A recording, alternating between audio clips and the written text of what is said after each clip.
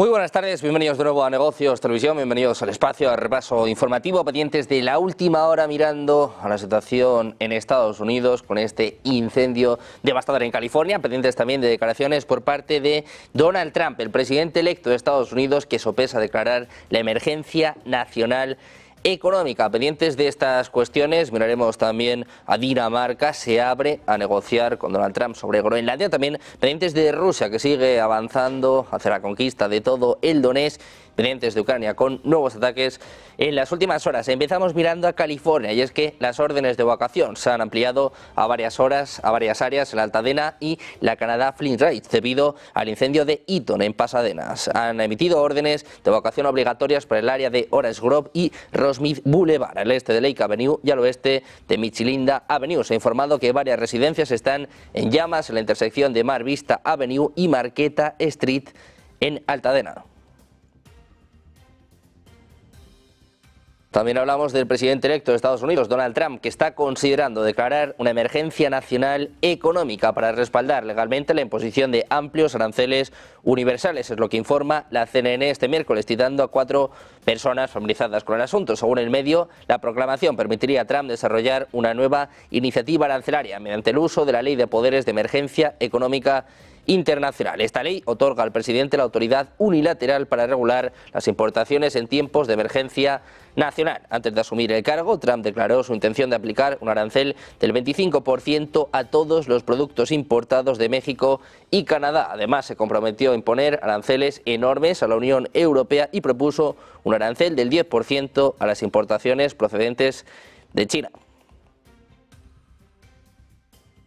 Hay respuesta ya por parte de Dinamarca. El foco está puesto en Groenlandia y está hablando el ministro de Exteriores danés. Dice que están abiertos al diálogo con Estados Unidos sobre cómo pueden cooperar más estrechamente para asegurar los intereses de Estados Unidos en el Ártico. El ministro de Asuntos Exteriores ha dicho que las preocupaciones de seguridad expresadas por Estados Unidos en el Ártico son legítimas después de la creciente actividad tanto de Rusia como de China en la región.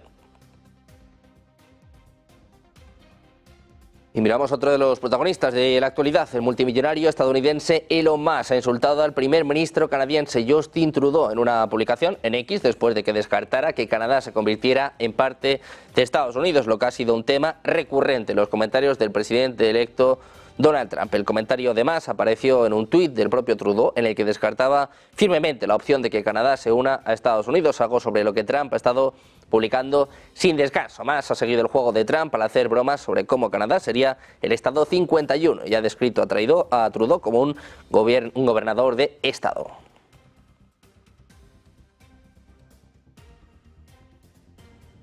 También miramos a Rusia, que sigue avanzando en el Donetsk. La respuesta militar al nuevo intento de Ucrania de penetrar más en territorio ruso no se ha reducido a frenar el ataque en Kursk. El auténtico golpe lo dio el ejército del Kremlin un día después de la captura de Kurayove, uno de los bastiones defensivos ucranianos más importantes del territorio que Kiev aún controla en la región de Donetsk, en el este del país. Precisamente, algunos comentaristas militares rusos han indicado que el ataque de Kursk del domingo había sido un fallido intento para desviar fuerzas rusas desde Donetsk y evitar así la caída de Kurayove, que estaba sitiada por las tropas del Kremlin desde hacía prácticamente 3 meses. El propio Kremlin ha indicado que el ejército ruso había logrado frenar y destruir a los atacantes con una oleada de aviación y drones, además de fuego artillero contra la nueva incursión. Esta, pese a su factor sorpresa y la participación de unidades con mucha experiencia, no contaba ni con apoyo aéreo ni con los suficientes carros de combate como para poder consolidar sus avances. Mientras tanto, Ucrania ha atacado, en concreto hoy ha efectuado un ataque con misiles contra el puerto de Berdiansk en el mar de Azov, según denunciaban autoridades de la región de Zaporilla leales a Moscú. El objetivo de un misil guiado enemigo habría sido un depósito de petróleo que, según el gobernador, estaba vacío. Decía que un ataque cínico y sin sentido del enemigo, que se ha marcado como objetivo provocar una catástrofe ecológica en el mar de Azov, ha tenido lugar en las últimas horas. Balinsky precisaba que el incendio provocado por el ataque, que no causó heridos, ya ha sido sofocado.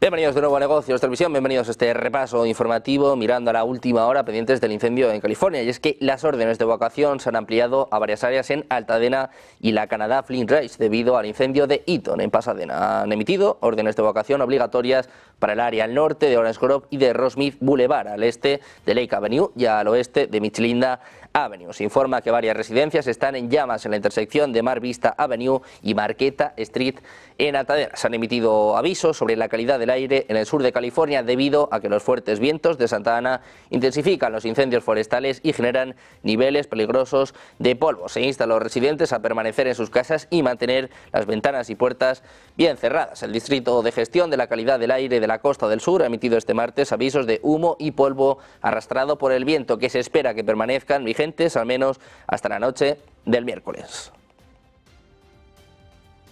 Precisamente ahondando en este incendio, los pasajeros aéreos han capturado imágenes desde el aire mientras en el sur de California lucha contra las devastadoras incendios forestales que han obligado a desviar los vuelos. El incendio forestal que estalló este martes por la mañana en Pacific Palisades ha crecido hasta abarcar más de 2.900 acres sin contención hasta el miércoles por la mañana, es lo que apunta el Departamento de Silvicultura y Protección contra Incendios de California. El fuego está siendo impulsado por los fuertes vientos de Santa Ana, con ráfagas que alcanzan hasta 100 metros por hora en las zonas más altas. Se han ordenado evacuaciones para más de 30.000 residentes en las áreas afectadas, incluidas partes de Pacific Palisades, Altadena y Silmar. Los pasajeros a bordo de los vuelos que aterrizan en el aeropuerto Hollywood Burbank han estado capturando una perspectiva aérea de la escala de la devastación.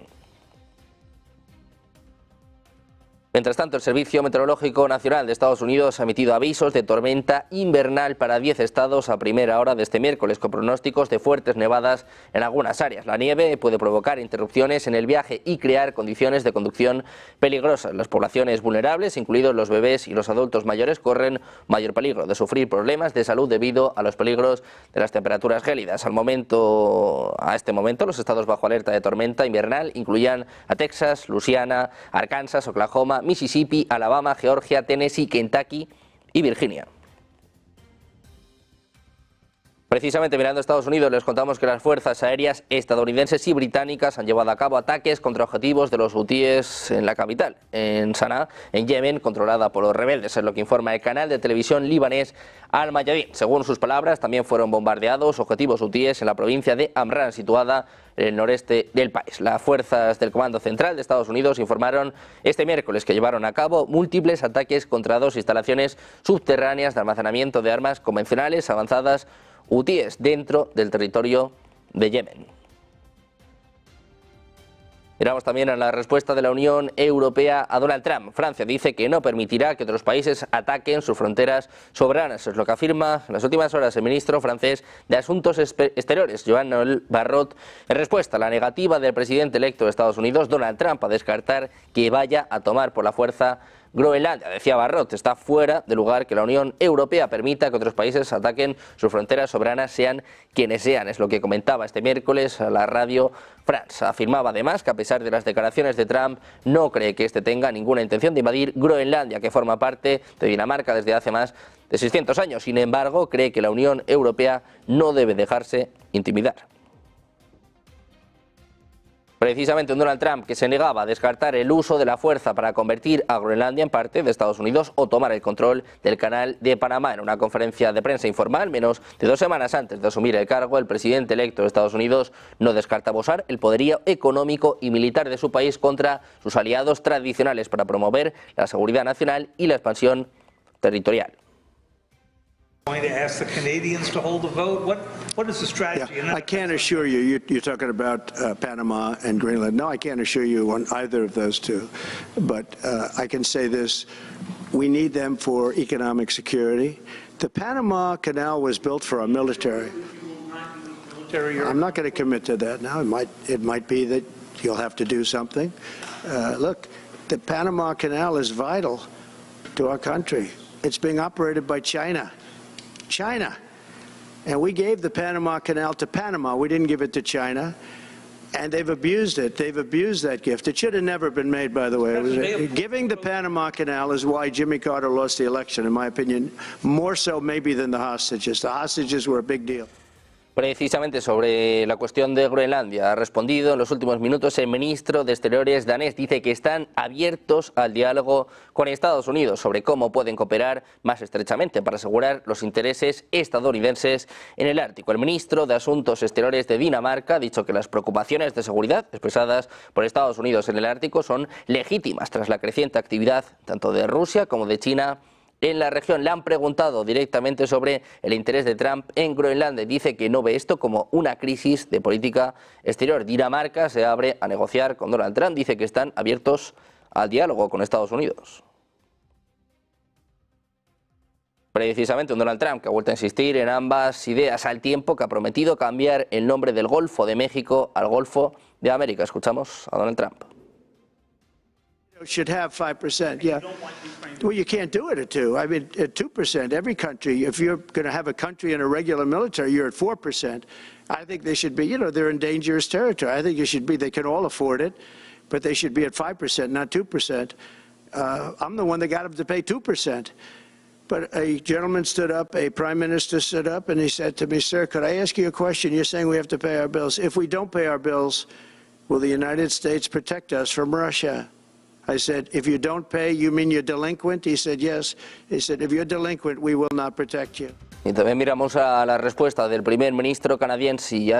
Justin Trudeau ha desestimado este martes una sugerencia del presidente electo de Estados Unidos, Donald Trump, de que podría usar la fuerza económica para convertir a Canadá en el estado número 51 de Estados Unidos. Decía, no existe la más mínima posibilidad de que Canadá se convierta en parte de Estados Unidos. En una publicación en X ha señalado que los trabajadores y las comunidades de ambos países se benefician de ser el mayor socio comercial y de seguridad del otro. Unas declaraciones que publicaba después de que en esa comparecencia en Mar-a-Lago, su residencia en Florida, el propio Donald Trump respondía a si estaba considerando usar la fuerza militar para adquirir Canadá. Era entonces cuando rechazaba esa opción, aunque sin embargo se apuntaba a la fuerza económica. Decía que Canadá y Estados Unidos sí que serían algo importante.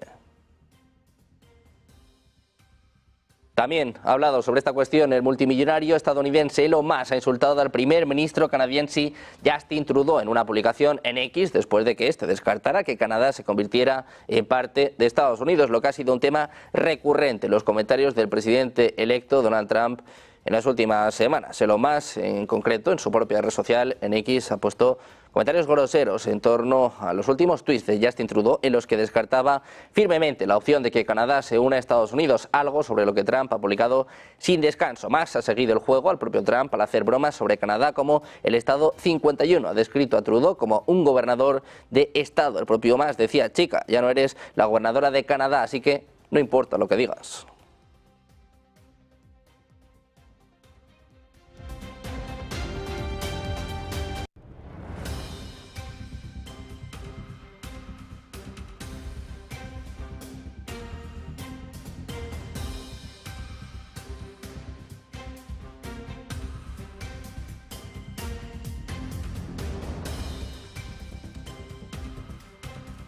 Precisamente el presidente electo de Estados Unidos, Donald Trump, que ha presionado en las últimas horas a sus socios de la OTAN en una comparecencia en Mar-a-Lago. El republicano apuntaba que deben aumentar su gasto de defensa al 5% del PIB, reiterando sus afirmaciones de que esos países pagan poco por la protección estadounidense. Decía, bueno, creo que la OTAN debería tener el 5%. Sí, bueno, no se puede hacerlo con el 2%. Cada país, si va a tener un país y un ejército regular, debe estar al menos al 4%. Dice que están entrando en territorio peligroso y que todos pueden permitírselo, pero que deberían aumentar el gasto hasta el 5%. Escuchamos las declaraciones, el aviso de Donald Trump. Well, I think NATO should have 5%, yeah. Well, you can't do it at 2. I mean, at 2%, every country, if you're going to have a country in a regular military, you're at 4%. I think they should be, you know, they're in dangerous territory. I think it should be, they can all afford it, but they should be at 5%, not 2%. I'm the one that got them to pay 2%. But a gentleman stood up, a prime minister stood up, and he said to me, sir, could I ask you a question? You're saying we have to pay our bills. If we don't pay our bills, will the United States protect us from Russia? I said, if you don't pay, you mean you're delinquent? He said, yes. He said, if you're delinquent, we will not protect you. Un Donald Trump que sigue hablando sobre los aranceles. Les contábamos que está sopesando declarar la emergencia económica nacional. Sobre esto está hablando la Reserva Federal, en concreto Christopher Waller. Dice que no espera que los aranceles tengan un impacto significativo en la inflación de Estados Unidos. Le escuchamos. A short to medium-term challenge that is and will remain widespread among OECD countries is geopolitical risk. Indices of geopolitical risk suggest that risks are elevated, but not nearly as high as they were when Russia invaded Ukraine in February of 2022. Now, shockingly, today, you certainly can't see much evidence for geopolitical risk affecting financial markets. They're about as frothy as they can be in the US. But geopolitical risk will nevertheless remain a challenge that central bankers will need to keep in mind. The outbreak of war in Europe and more recently in the Middle East were shocking developments that continue to reverberate, as we have seen recently in Syria. It is unclear how these events will ultimately affect security, trade, and migration flows around the world. The fact that these conflicts have not affected the global economy to a greater extent than they have so far doesn't mean they won't and can't.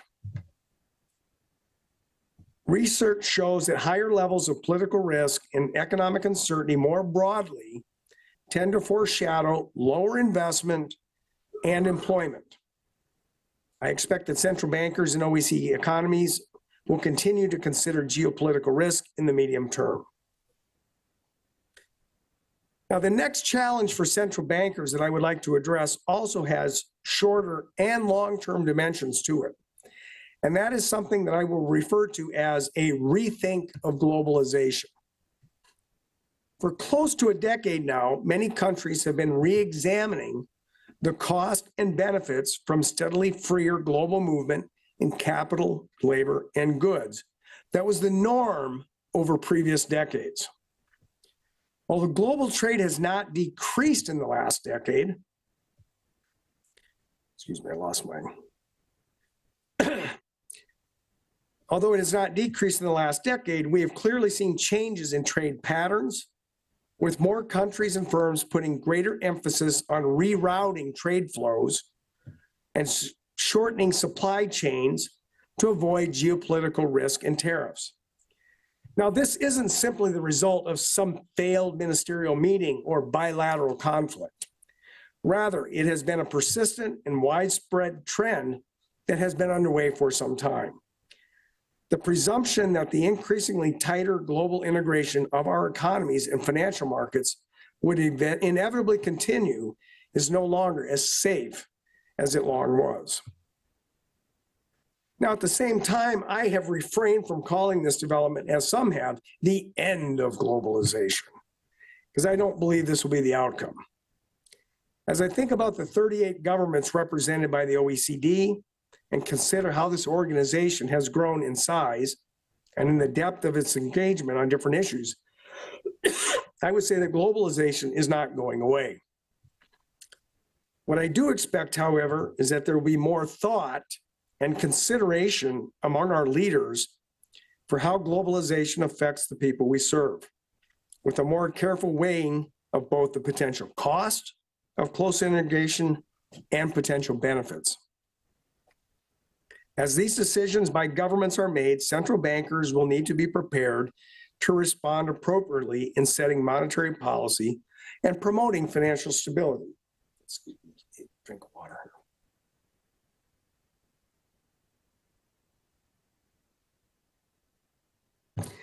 Now, another longer-term challenge involves demographic trends. What I mean here is the aging of populations in OECD countries, and to some extent everywhere else. Now, while I view this mainly as a problem for fiscal authorities, it does have some ramifications for central bankers in terms of long-run growth rates, productivity and assets. Pendientes de las palabras de la Reserva Federal hablando sobre los aranceles de Donald Trump, también sobre el peligro que suponen los cambios, los conflictos geopolíticos. Vamos a mirar a los datos. En concreto, acabamos de conocer el cambio de empleo ADP en Estados Unidos. El número de empleos en el sector privado de Estados Unidos ha aumentado en 122.000 en diciembre, según el Informe Nacional de Empleo ADP publicado este miércoles. La cifra ha estado muy por debajo de las expectativas de los analistas y fue inferior a la cifra revisada de noviembre, era de 146.000. El dato, 122.000, el pronóstico era de 140.000, muy por debajo del anterior, 146.000. 46.000. Seguimos viendo problemas en el empleo de Estados Unidos, mirando también a la Reserva Federal, a las amenazas de aranceles por parte de Donald Trump. Hacemos una pausa, 2 minutos, enseguida miramos también el conflicto en Ucrania, en Negocios Televisión.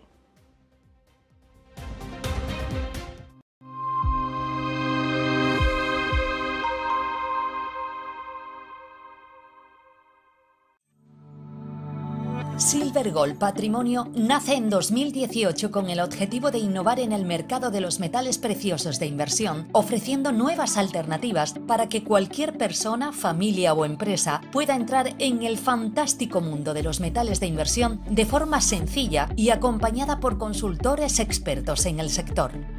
Silver Gold Patrimonio quiere avanzar contigo. Recibes un mensaje alarmante de tu inquilino en el que te informa que no puede pagar el alquiler. No te preocupes, SEAC está aquí para ayudarte. Nuestro equipo te asegura que recibirás tu renta a tiempo. Con SEAC, tu renta está protegida. Recibes el ingreso en tu cuenta como siempre. Disfruta de la tranquilidad sabiendo que SEAC maneja el imprevisto por ti. Alquila tranquilo. SEAC responde. Creemos que la sociedad actual necesita más arte y más color. Le da a la gente la oportunidad de asimilar diferentes perspectivas. Es realmente un placer pintar este cuadro, porque es una hermosa imagen para comenzar. Lo último que pintaremos es el auricular en vez del pendiente. Using a classic and merging it with modern. This is very provoking.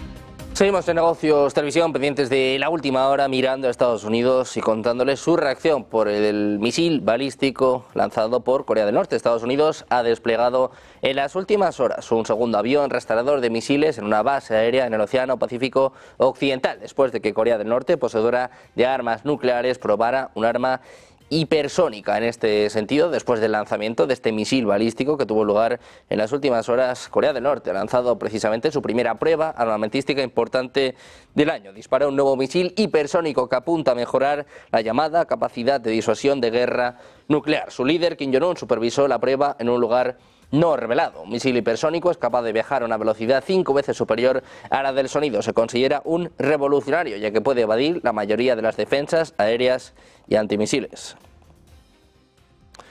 También miramos en este caso la administración de Joe Biden. Se dispone a anunciar un nuevo paquete de ayuda militar para Ucrania. Se espera que Estados Unidos anuncie su último paquete de ayuda militar para Ucrania este jueves 9 de enero, coincidiendo con la reunión de Ramstein en Alemania. Aunque la suma exacta no se ha revelado, algunas fuentes indican que el paquete será sustancial. Sin embargo, se espera que no incluya los 4.000 millones restantes asignados a Ucrania, que el Congreso ya aprobó. También se especula que la administración entrante de Donald Trump tendrá algo más de 2.000 millones de dólares que podrá asignar a su discreción.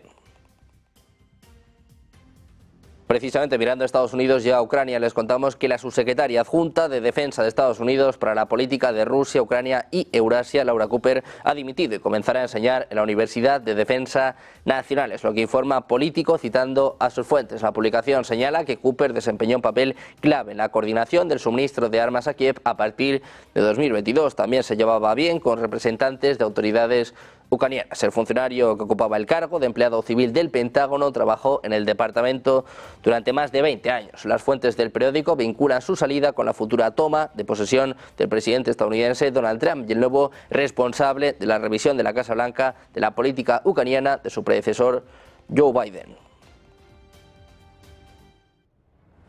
Miramos también a Rusia, que sigue avanzando por todo el Donetsk. La respuesta militar al nuevo intento de Ucrania de penetrar más en territorio de la Federación Rusa no se redujo a frenar el ataque en Kursk. El auténtico golpe lo dio el ejército del Kremlin un día después, el lunes, con la captura de Kurayove, uno de los bastiones defensivos ucranianos más importantes del territorio que Kiev aún controla en la región de Donetsk, en el este del país. Precisamente, algunos comentaristas militares rusos indicaron que el ataque de Kursk del domingo había sido en realidad un fallido intento para desviar fuerzas rusas desde Donetsk y evitar así la caída de Kurayove, que estaba asitiada por las tropas del Kremlin desde hacía 3 meses. El Kremlin indicó que el ejército ruso había logrado frenar y destruir a los atacantes con una oleada de aviación y drones, además de fuego artillero, contra la nueva incursión. Esta, pese a su factor sorpresa y la participación de unidades con mucha experiencia, no contaba ni con apoyo aéreo ni con los suficientes carros de combate como para poder consolidar su avance. La movilización rusa aprovechó para atacar otros puntos del frente de Kursk, con lo que es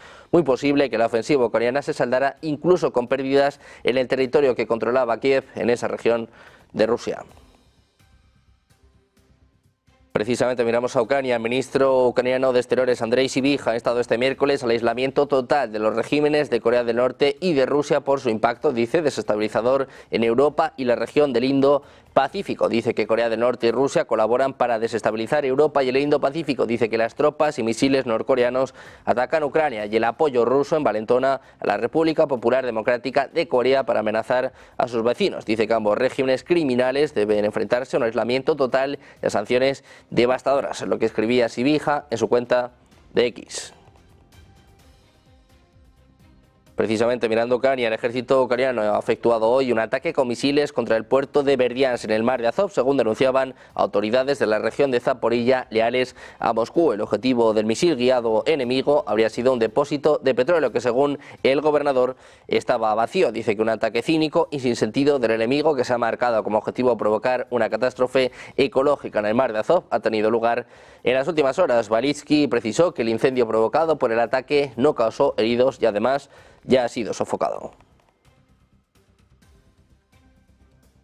También miramos a Lituania. Ha dicho este miércoles que ha reforzado la seguridad en torno a la conexión eléctrica del país con Polonia ante la desvinculación prevista el mes próximo de los sistemas eléctricos de la región del Báltico, de una red de la era soviética compartida con Rusia y con Bielorrusia. El primer ministro lituano, Gintautas Palucas, dijo que el gobierno había pedido a la policía que protegiera la conexión con Polonia tras los intentos de interrumpir la disociación planificada. Decía, vemos intentos muy claros e inequívocos por parte de los opositores de interrumpir este proceso. Por eso estamos tomando medidas para proteger nuestra infraestructura, es lo que apunta Palucas en un comunicado. Miramos también a Corea del Sur. El expresidente surcoreano Yoon Suk-yeol enfrenta un nuevo y potencialmente más sólido intento de arrestarle por cargos de insurrección, después de que un importante investigador prometiera hacer todo lo que fuera necesario para romper el bloqueo de seguridad y detener al líder derrocado en un impeachment. Los manifestantes, tanto los que apoyan como los que se oponen al asediado Yoon, continúan desafiando las gélidas temperaturas para organizar manifestaciones en las calles cerca del complejo presidencial este miércoles, después de que un tribunal volviera a emitir una orden de arresto contra Yoon un día antes. Esta semana se vio al servicio de seguridad presidencial fortificando el complejo con alambre de púas y barricadas, utilizando autobuses para bloquear el acceso a la villa en la ladera de la colina, donde se cree que está Yoon tras desafiar la citación para comparecer para ser interrogado. También miramos a Irán. La periodista italiana Cecilia Sala, que fue arrestada y se encontraba en prisión en Irán, ha sido liberada y viaja ya hacia su país, es lo que confirma la oficina de la primera ministra italiana Giorgia Meloni. La propia Meloni lo ha confirmado en las redes sociales y lo ha comunicado por teléfono a los padres de Sala. Meloni ha agradecido el intenso trabajo en los canales diplomáticos y de la inteligencia para lograr la liberación, aunque no ha confirmado si se ha producido a través de un intercambio de rehenes. Teherán había pedido la liberación del empresario iraní Mohammad Abedin, detenido en el aeropuerto de Milán solo 3 días antes que Sala. Estados Unidos reclama a Abedin, a que acusa de colaborar en el programa iraní de drones. También miramos a Gaza, donde los Emiratos Árabes Unidos han discutido con Israel y con Estados Unidos la opción de participar en una administración provisional de la Gaza de posguerra, hasta que una autoridad palestina reformada pueda hacerse cargo, es lo que apunta la agencia Reuters, según personas familiarizadas con las conversaciones. Las discusiones tras bastidores reportadas por Reuters por primera vez incluyeron la opción de que los Emiratos Árabes Unidos y Estados Unidos, junto con otras naciones, supervisen temporalmente la gobernanza, la seguridad y la reconstrucción de Gaza, después de que el ejército israelí se retire y hasta que una administración palestina pueda asumir el control, es lo que apuntan una docena de diplomáticos extranjeros y funcionarios occidentales. También pendientes de Venezuela con un Nicolás Maduro que, tal y como prevé el chavismo en Venezuela, va a jurar el próximo viernes como presidente por tercera vez y con el apoyo de las Fuerzas Armadas. Pero antes de que tenga lugar la ceremonia en la Asamblea Nacional, la capital venezolana va a volver a acoger el conflicto político sin visos de solución. El 9 de enero se movilizan el oficialismo y la oposición, los primeros para blindar a Maduro, los segundos en defensa de la legitimidad de la victoria en las urnas de Edmundo González Urrutia, que asegura que pretende estar allí. De momento, tensión en sus entornos. Su yerno ha sido detenido en las últimas horas. Mientras tanto, el expresidente de Colombia, Andrés Pastrana, dijo que 9 exjefes de Estado latinoamericanos de orientación conservadora se subirán con González Urrutia a un avión que debe partir desde Panamá. El candidato opositor a las elecciones presidenciales del pasado 28 de julio en Venezuela por el Partido Centrados, Enrique Márquez, fue detenido este martes por agentes de seguridad del Estado, según denunciaba la formación antichavista Voluntad Popular. De modo que al régimen lo único que le queda, lo único es represión. Lo único que le queda es meterle miedo a los venezolanos. Y si los venezolanos logramos juntos superar este miedo, no hay represión posible. Unos cuantos miles no pueden contra 30 millones de venezolanos. Y esa es la realidad que enfrentamos en estas próximas horas. Pendientes de Venezuela, pendientes de la proclamación de Maduro el próximo viernes, las manifestaciones, las movilizaciones que se esperan en los próximos días. Vamos a mirar también de nuevo a datos de Estados Unidos. Acabamos de conocer solicitudes iniciales de subsidios por desempleo. Se quedan también por debajo de lo esperado, 201.000 frente a los 215.000 que preveían los analistas y también por debajo del dato anterior de 211.000. Nuevo dato de empleo en Estados Unidos, de nuevo por debajo de lo esperado. Conocíamos hace unos minutos el cambio de ADP, también 122.000 por debajo de las estimaciones. Ahora las solicitudes iniciales de subsidio por desempleo también decepcionan, se quedan por debajo de lo esperado. Muy pendientes del empleo en Estados Unidos, pendientes también de la última hora, mirando a Venezuela, mirando también a la presidenta mexicana Claudia Sheinbaum, que cumple 100 días en el gobierno. Hacemos una pausa y enseguida volvemos con todo en Negocios Televisión.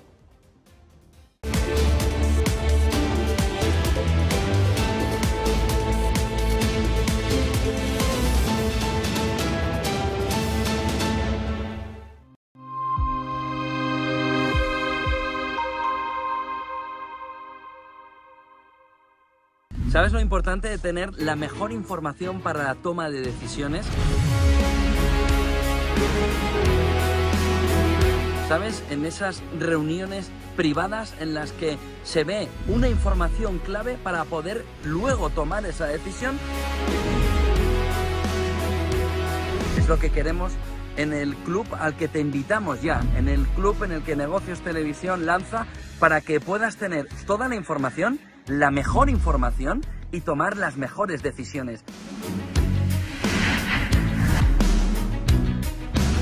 ¿Cómo crees que va a evolucionar el euro en un entorno en el que todo el mundo inversor piensa que camina hacia la paridad? ¿Cómo le va a afectar el fenómeno Trump? ¿Cómo le va a afectar al conjunto europeo? Inscríbete aquí abajo.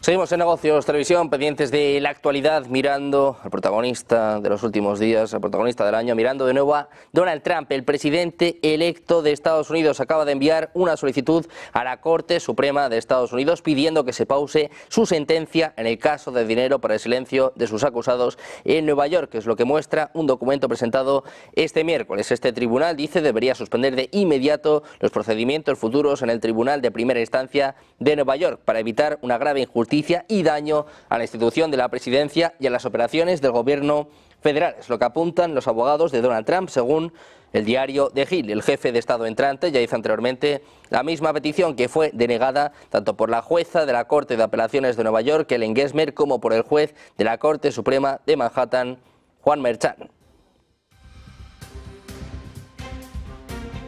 al impacto que está teniendo Donald Trump en las empresas, en concreto en Meta. La matriz de Facebook acaba de dar un giro para prepararse a la inminente llegada de Trump a la Casa Blanca. La compañía de Zuckerberg ha eliminado su programa de verificación de datos en Estados Unidos y ha reducido las restricciones a las discusiones sobre temas polémicos como la inmigración y la identidad de género, una medida con la que cede a las críticas de los conservadores. Se trata de la mayor revisión de Meta, de su enfoque para gestionar el contenido político en sus servicios en la memoria reciente, y se produce en un momento en el que el director ejecutivo Mark Zuckerberg ha señalado su deseo de mejorar las relaciones con la administración entrante. Los cambios afectarán a Facebook, Instagram y Threads, desde las plataformas de redes sociales más grandes del mundo, con más de 3.000 millones de usuarios en todo el mundo. Governments and legacy media have pushed to censor more and more. A lot of this is clearly political, but there's also a lot of legitimately bad stuff out there. Drugs, terrorism, child exploitation. These are things that we take very seriously, and I want to make sure that we handle responsibly. So we built a lot of complex systems to moderate content. But the problem with complex systems is they make mistakes. Even if they accidentally censor just 1% of posts, that's millions of people. And we've reached a point where it's just too many mistakes and too much censorship. The recent elections also feel like a cultural tipping point towards once again prioritizing speech. So we're going to get back to our roots and focus on reducing mistakes, simplifying our policies, and restoring free expression on our platforms.